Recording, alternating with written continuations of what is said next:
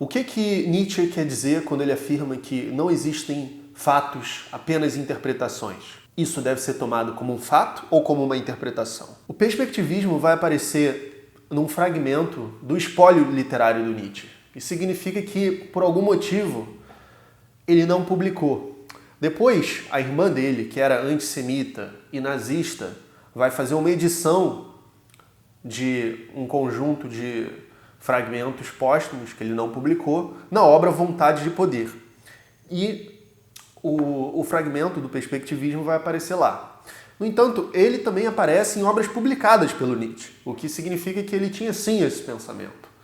E a gente vai ver como que ele aparece no Além do Bem e do Mal, depois da gente ver esse mais famoso que aparece em A Vontade de Poder. Pois bem, em A Vontade de Poder a gente pode ler: contra o positivismo, que fica no fenômeno só há fatos, eu diria não, justamente não há fatos, só interpretações. Tudo é subjetivo, dizeis, mas já isso é interpretação. O sujeito não é nada de dado, mas sim algo a mais inventado, posto por trás. Vontade de Poder, 481. Então vamos examinar esse pequeno afute. Primeiro, ele está se reportando ao positivismo.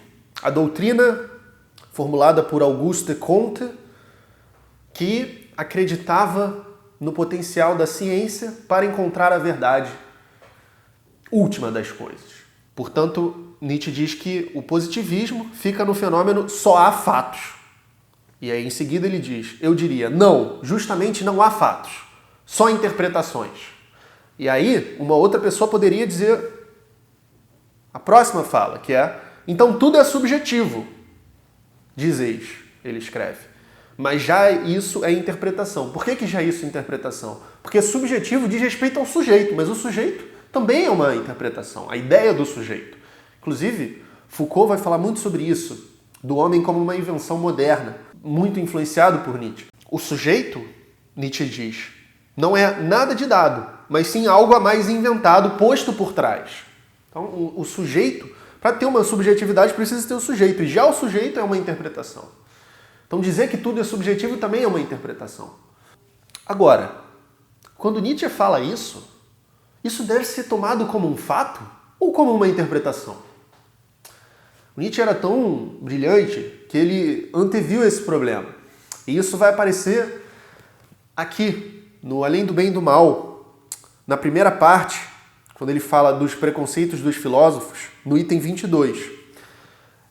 Ele vai esclarecer isso no final dessa longa passagem que eu vou ler para vocês e depois a gente vai dissecar. Supondo que também isso é apenas interpretação e sereis rápidos o bastante em objetar isso, então tanto melhor.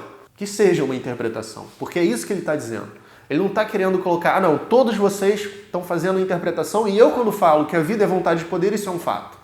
Não, ele reconhece, olha, a minha vontade de poder também é interpretação. Mas você pode objetar, mas Mateus, e a matemática? Matemática não falha, falha. Se você conversar com qualquer matemático sério, ele vai dizer que chega um ponto que a matemática não consegue provar a si mesma. Ou um lógico, ou se você olhar, por exemplo, para a física moderna.